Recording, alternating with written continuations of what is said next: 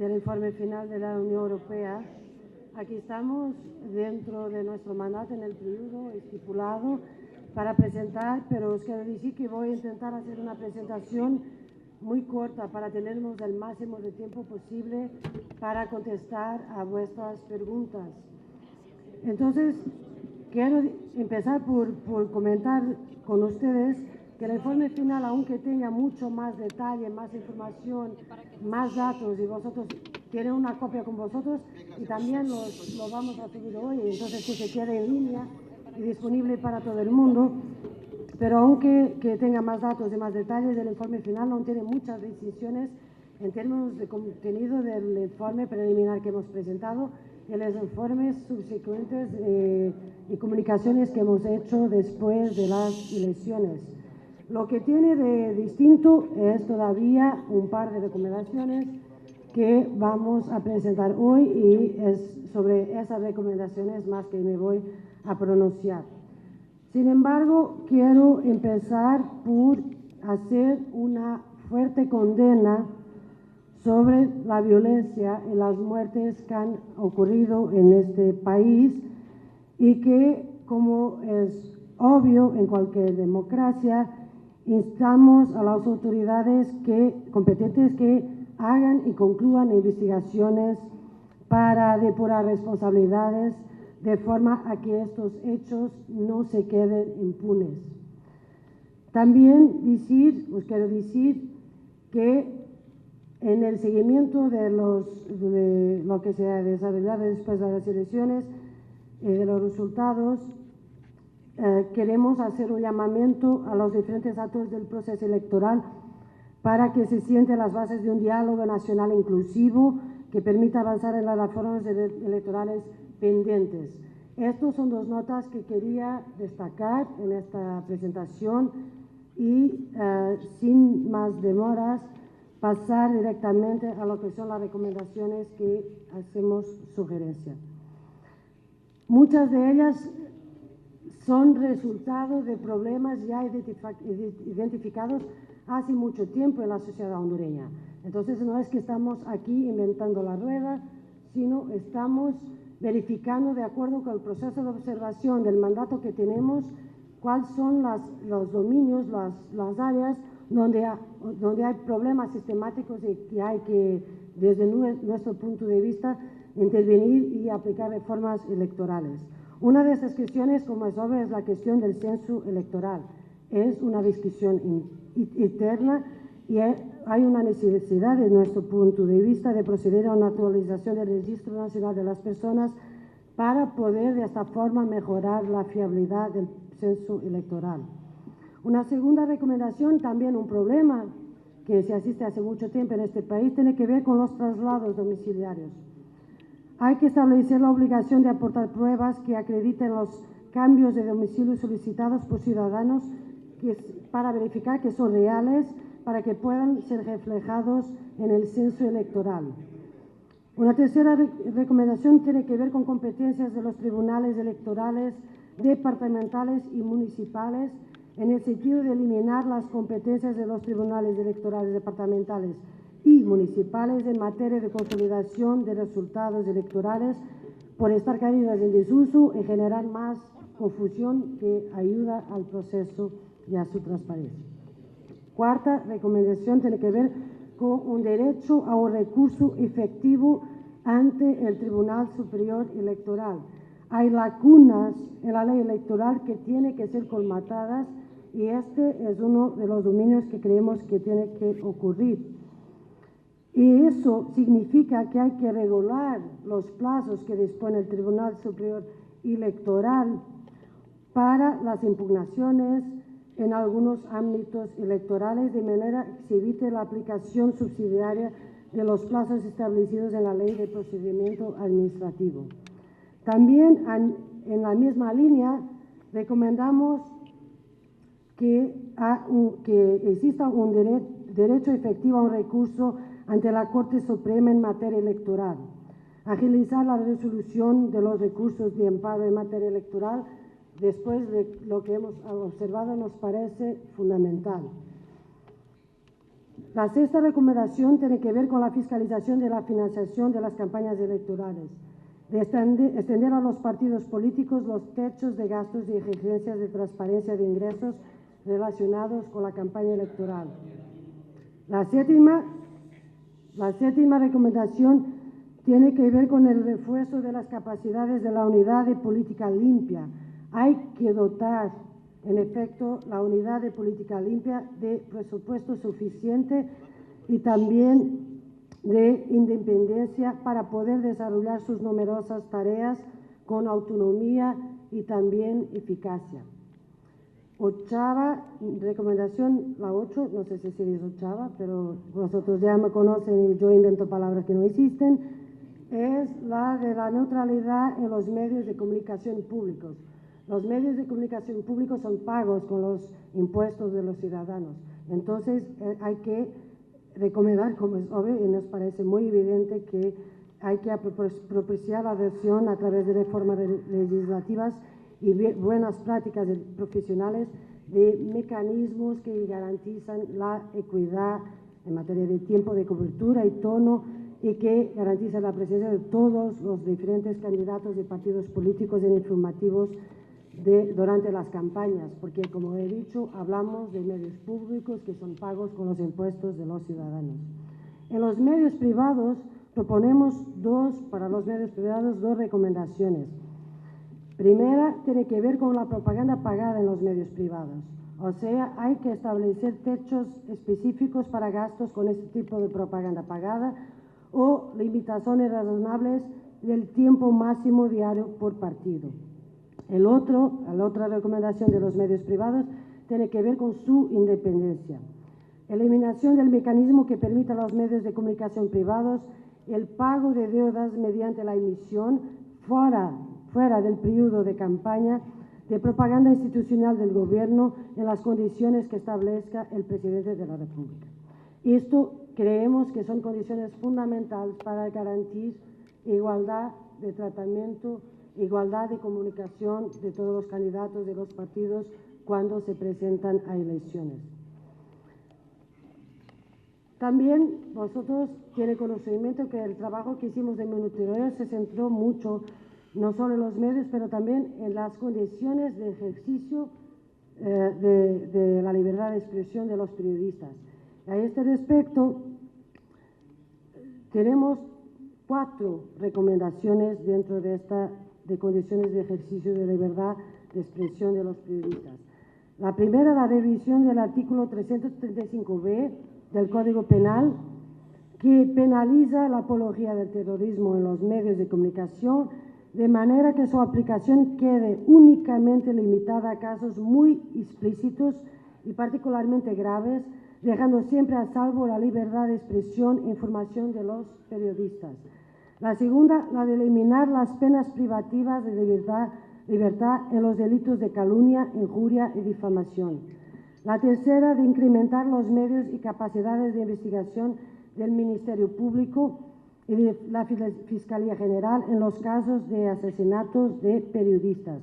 Y la cuarta, reforzar las medidas de protección a los periodistas que están amenazados por parte del Sistema Nacional de Protección para las personas defensoras de derechos humanos y para los periodistas también. Aquí, claro que es más largo que los periodistas, que incluimos también a las personas que son defensoras de derechos humanos para que tengan las debidas medidas de protección. La recomendación 12 tiene que ver con la independencia ante el ente regulador de los medios audiovisuales. Nos habemos verificado que es necesaria una mayor independencia y neutralidad en desempeño de sus funciones y sería recomendable que la nominación de los magistrados de CONATEL no recayera exclusivamente en las manos del Presidente de la República, que es necesario también la participación del Congreso Nacional como poder constitucional de representación pluralista en el nombramiento de los magistrados, en la medida que esto podría reforzar indudablemente su independencia. La recomendación 13 tiene que ver con la paridad y políticas de género. La adopción de una nueva regulación que ha ocurrido no ha garantizado una efectiva igualdad de género. Eso significa que es necesario adoptar una nueva regulación que garantice sin excepciones la alternancia efectiva entre candidatos y candidatas al Congreso en las planillas electorales. La recomendación 14 tiene que ver con supervisión de políticas de género de los partidos políticos, porque ahí también hay mucho camino a hacer. En la 15 tiene que ver con la participación política de personas trans. Hemos verificado muchos problemas con candidaturas que tienen que ver con la cuestión de identidad de género, que no está todavía reconocida y debe reflexionarse en las campañas la nueva identidad sexual adoptada por los ciudadanos trans. Estas son las 15 recomendaciones que tienen que ver con las bases de diálogo, de independencia y de soberanía del pueblo hondureño. Pero yo quiero decirles otra cosa. El informe y las recomendaciones están ahí publicadas, pero hay cosas que nosotros hemos decidido de abandonar y de retirar como recomendaciones de la Unión Europea.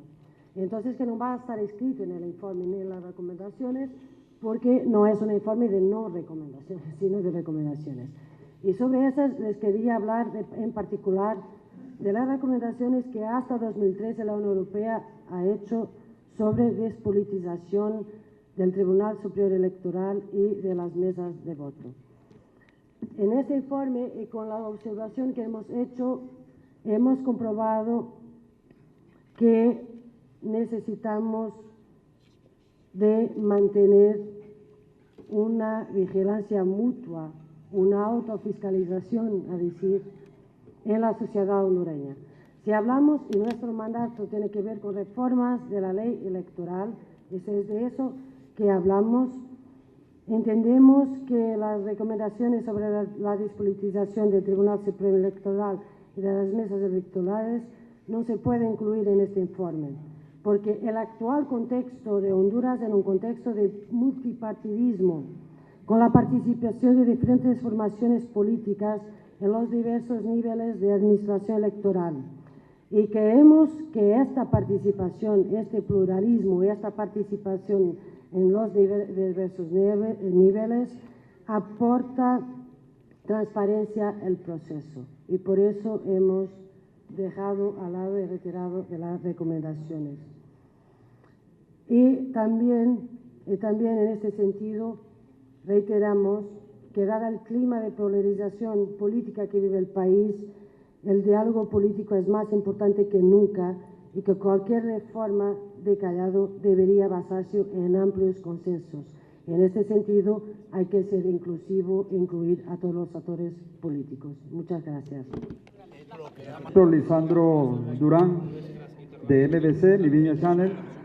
El pueblo está preguntándose afuera, con la información que nos han dado, prácticamente esta información ya la conocíamos, pero queremos saber, los hondureños y de acá, de la ciudad y tierra adentro, si este informe es idéntico al que dejaron al principio o hicieron algunos cambios y debido a qué.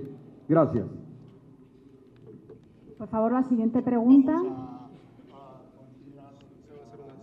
Buenas tardes. Para la señora Matías.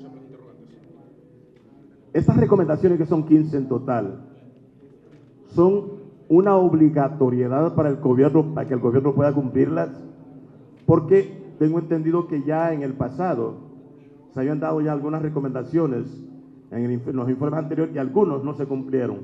Entonces, son de obligatoriedad, acatamiento para el gobierno por parte de la Unión Europea. Gracias.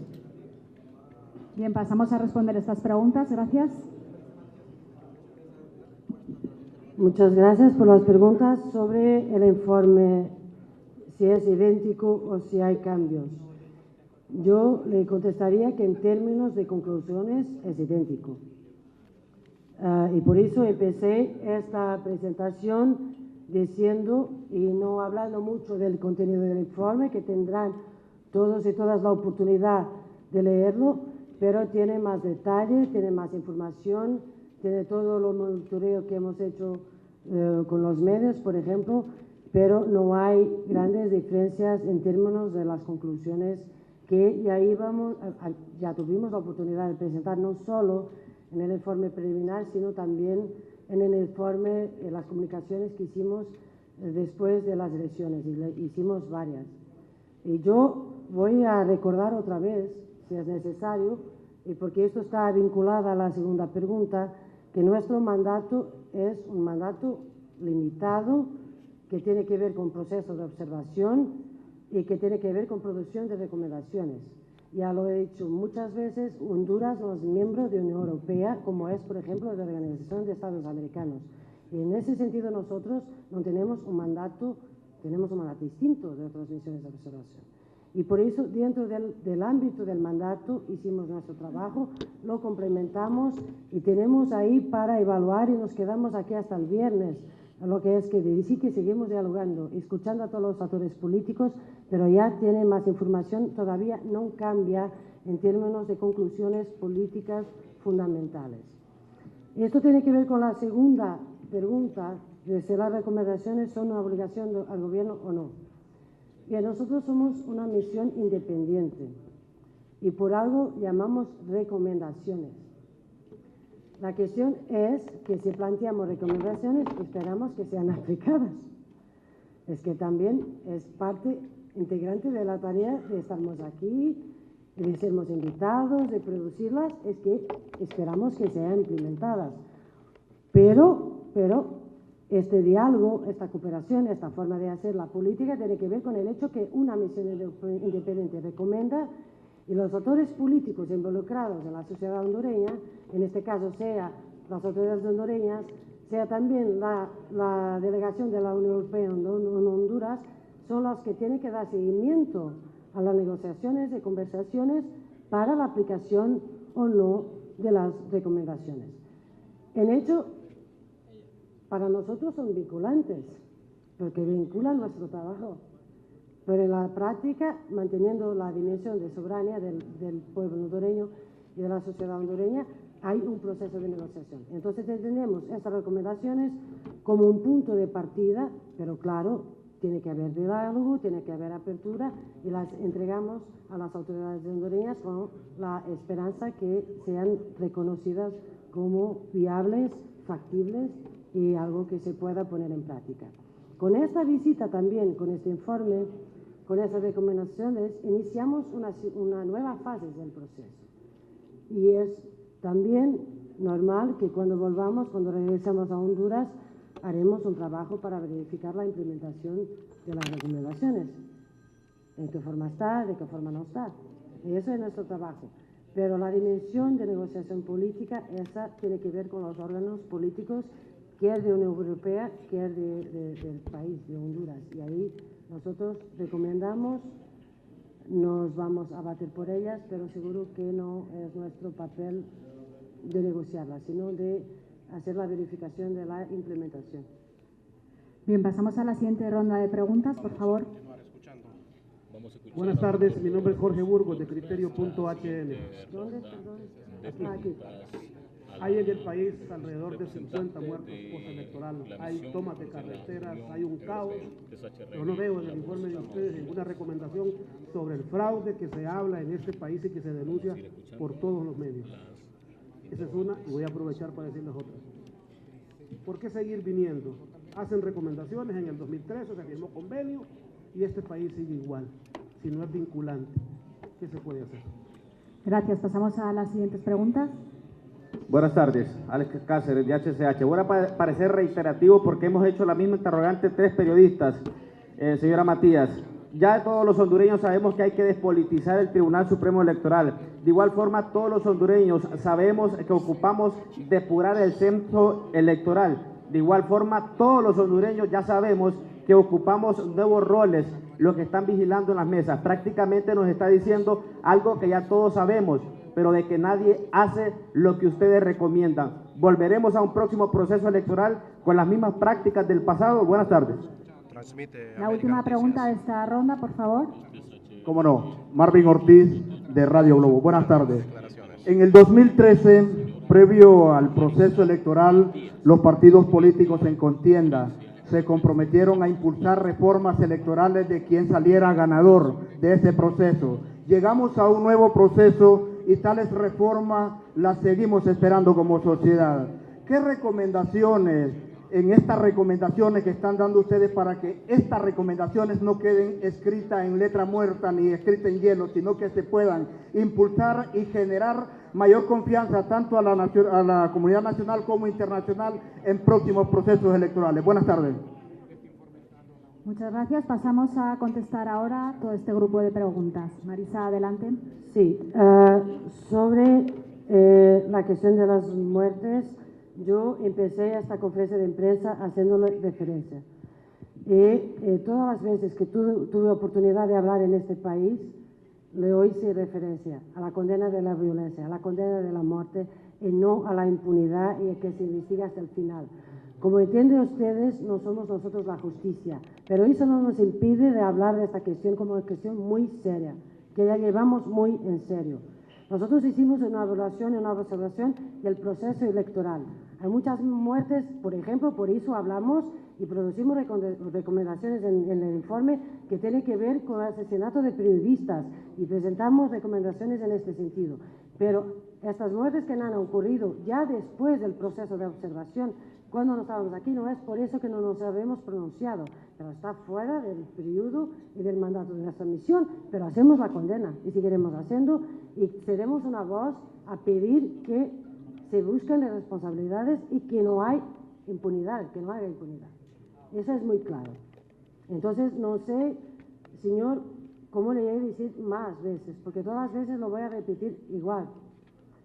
Aunque no sea una ocurrencia del momento que estaba aquí en permanencia la misión, hemos decidido de incluir una referencia y yo empecé mi presentación hoy exactamente en este punto porque creo que es uno de los puntos centrales del momento postelectoral en este país. Por relación a la otra dimensión de vuestra pregunta, nosotros tenemos observadores en el terreno, tenemos expertos, tenemos medios y con todas las informaciones que tuvimos acceso, con todos los datos que pudimos observar en todo el proceso, todas nuestras conclusiones están en el informe. Y no podemos basarnos en opiniones, sino basarnos en el trabajo hecho, en el trabajo que fuimos capaces de comprobar. Nuestra función y nuestra misión, ya lo hemos dicho muchas veces, no tiene que ver con validar o no validar resultados. Tiene que ver con observar y trasladar al documento, al informe, lo que hemos observado. Y sí que hay muchas cosas que yo me imagino que para usted es frustrante, pero la frustración sería mayor, creo yo, si nosotros tuviéramos un poder que no queremos tener, que es de injerencia. Muchos países no tienen el derecho que su pueblo pueda decidir sobre su futuro y sobre sus decisiones. Y hay muchas cosas por donde hacer reformas y cambiar para mejorar el sistema, para mejorar la confianza. Pero yo creo, señor, y lo creo de verdad, que nunca se debe esperar que esta interferencia venga desde fuera, sino del pueblo hondureño, de la voluntad popular y democrática de este pueblo, de la forma como se manifiesta. Y si yo estuviera aquí presentando un informe a decir ahora tienen que hacer esto, esto, esto, y tienen 2 semanas para hacerlo, y tienen que implementarlo sin ningún respeto al pueblo hondureño o a la sociedad hondureña, seguro que me estaba haciendo críticas de igual forma. Pero yo no estoy aquí para sustituirme, no estamos aquí para sustituirnos a la capacidad y a la necesidad máxima, que es que sea el pueblo hondureño el que tiene que decidir su futuro y no una organización que viene desde fuera a decir lo que tiene que hacer sin tener en consideración lo que es la voluntad del pueblo. Sobre la cuestión de despolitizar el Tribunal Superior Electoral, yo creo que no me hice entender bien y os pido perdón por eso, porque se pone esta cuestión. Ha dicho usted que todos los hondureños sabemos que hay que despolitizar el Tribunal Superior Electoral. Yo acabé de decir que nosotros hemos retirado esta recomendación.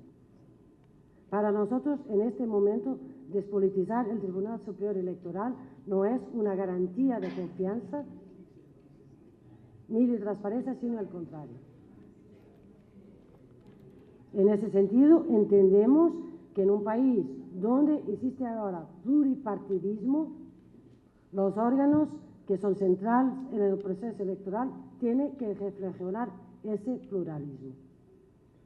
Y que una base de mutua fiscalización, si queréis decir, de mutua responsabilización, de mutuo trabajo entre las distintas fuerzas políticas es, en nuestro entender, ahora un elemento clave para garantizar la confianza en los órganos que gestionan los procesos electorales y que son centrales en las reformas electorales, para poder garantizar que todas las fuerzas políticas pueden estar representadas, pueden tener su voz y pueden estar al mismo nivel que las otras.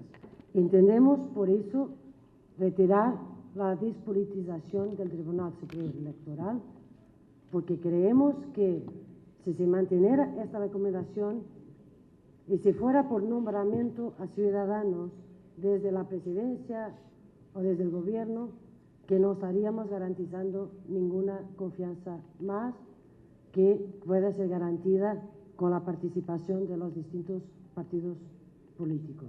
Entonces, creo que no me he explicado bien, espero que a la segunda vez ya lo hayan entendido mejor, pero la recomendación no es para despolitizar. Eso estaba en 2013, pero lo hemos quitado, ya no está. Sobre si las reformas electorales no se ponen en práctica, y por qué continuamos, porque seguimos volviendo aquí si no se pone en práctica. Yo solo puedo responder y contestar por la misión de la cual soy jefa, y no por las otras. Por alguna razón hay misiones independientes, autónomas, y que se reeligen la jefía de misión a cada proceso electoral.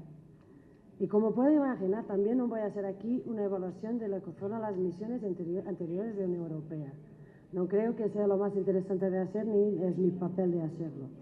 Entonces, lo que puedo contestar yo es, no son vinculantes, no sé cómo se dice, no son obligatorias, porque nosotros somos una misión independiente. No es a nosotros que cabe negociar la política, pero sí son un punto de partida que lo damos al gobierno, al presidente, a las instituciones hondureñas, y también un instrumento para los órganos políticos de la Unión Europea para empezar haciendo estas negociaciones. De mi parte, lo que puedo decir es que seguiremos aquí con otras misiones. Este es también el punto de partida para la fase de implementación de reformas. Y estamos dando este punto de partida a la fase de implementación. Y en algún tiempo volveré para verificar la implementación de la reforma. Pero no voy a contestar por lo que ha ocurrido en el pasado. Si quiere, le puedo contestar sobre todo lo que va a ocurrir en el futuro en materia de planes, en materia de qué es nuestra tarea. Pero entonces, ¿por qué estamos aquí? Porque nos invitaron a estar. Porque producimos recomendaciones y observaciones, porque creemos que es una herramienta útil que identifica muchos de los problemas, pero también una lectura seria de lo que hemos observado. Y siempre con la humildad de decir que solo está aquí lo que hemos observado y nada más. Y nada más. Y también con una postura de seriedad de decir, presentamos las recomendaciones, creemos que son todas factibles y aquí estaremos para hacer la verificación de su implementación, sino que la negociación no es a nosotros de hacerlo. Y veremos cómo va a desarrollar el proceso en los meses, años siguientes, pero creo que este es nuestro contributo humilde sin ninguna intención de sustituirnos al pueblo hondureño. Muchas gracias, Marisa. Pasamos ya al último grupo de preguntas. Si todavía quedan más preguntas en el tintero, se las responderemos individualmente, ¿de acuerdo? Una vez concluida la rueda de prensa. Gracias. Buenas tardes, Wilson Herrera para América Noticias. El debate que se tiene en la sociedad si hubo fraude o no en el proceso electoral pasado, ¿cómo la observación de la Unión Europea puede ayudar a solucionar este punto? Gracias. Sí. Buenas tardes, señora Matías. Bueno, con toda la información que ustedes tuvieron acceso antes, durante y después del proceso de las elecciones, ¿hubo fraude o no hubo fraude? ¿Quién es el presidente constitucional de la República? Porque el ingeniero Salvador Nasralla continúa, pues, él con su lucha y él dice que él ganó las elecciones. Gracias. La última pregunta. Mi pregunta es, ¿la Unión Europea estará dispuesta a continuar con el apoyo al gobierno hondureño, aunque pues hasta el momento este gobierno no ha demostrado pues ninguna voluntad de dar respuesta a estas muertes que han ocurrido durante todo este tiempo? Quisiera saber, la Unión Europea, si continuará apoyando a un gobierno pues fraudulento, porque eso pues estamos seguros que es fraudulento, un gobierno que no es constitucional porque es por una reelección inconstitucional. Entonces, como usted habla, Marisa, el futuro de la Unión Europea, sí quisiera saber si van a seguir apoyando a este gobierno. Mi segunda pregunta, Marisa, quisiera saber si ustedes reciben ayuda financiera del gobierno de Honduras para asistir y venir a hacer estas observaciones. Muchísimas gracias. Muy bien, muchas gracias. Pasamos a responder a este último grupo de preguntas.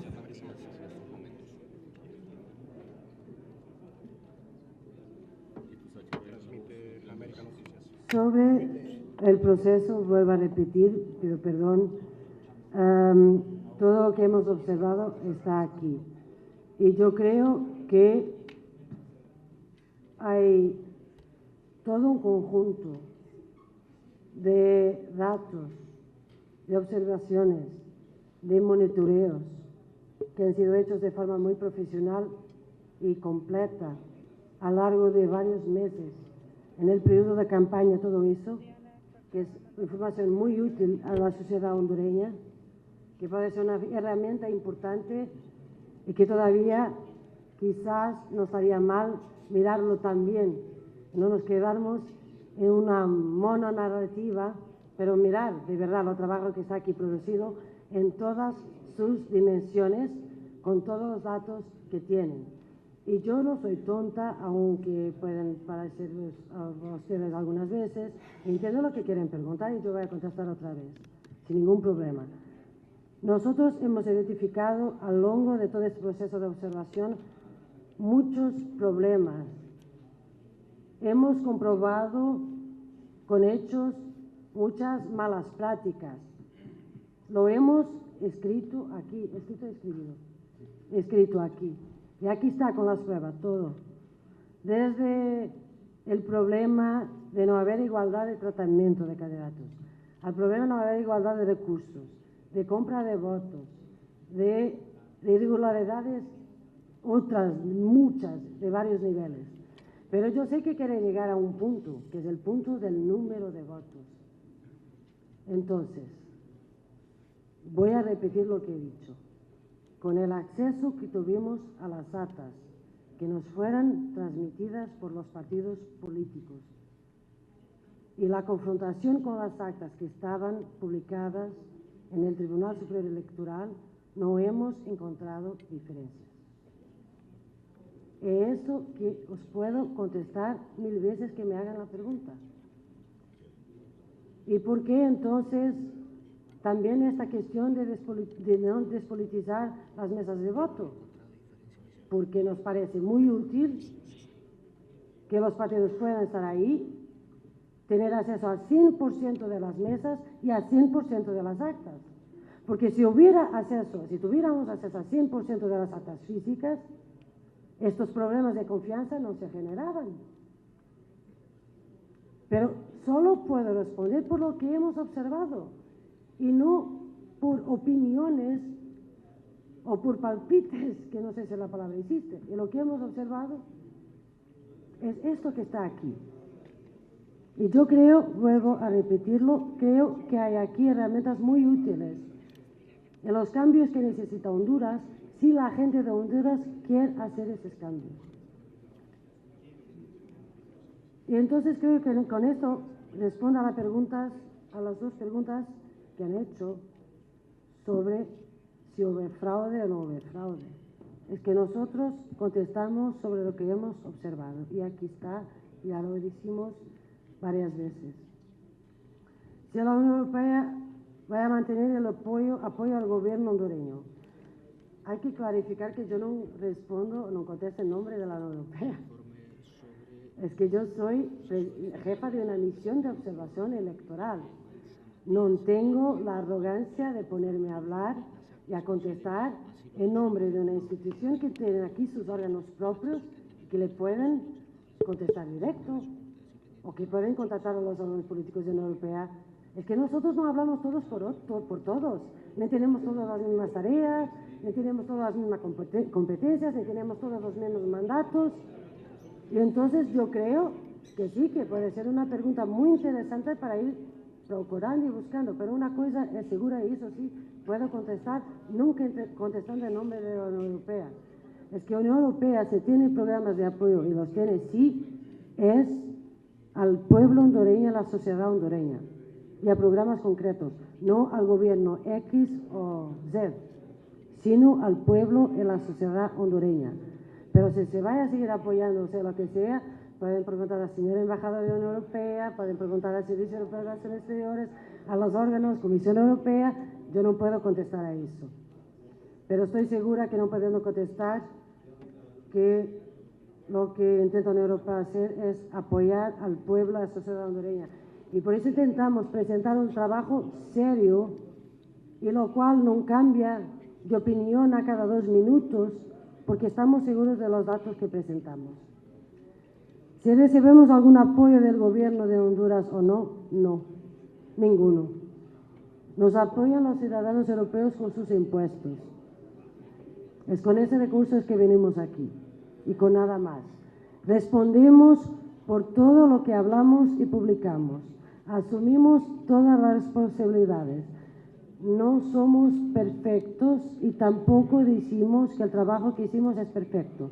Pero decimos sí, que tenemos la certidumbre que lo presentamos aquí es solo lo que podemos decir y nada más.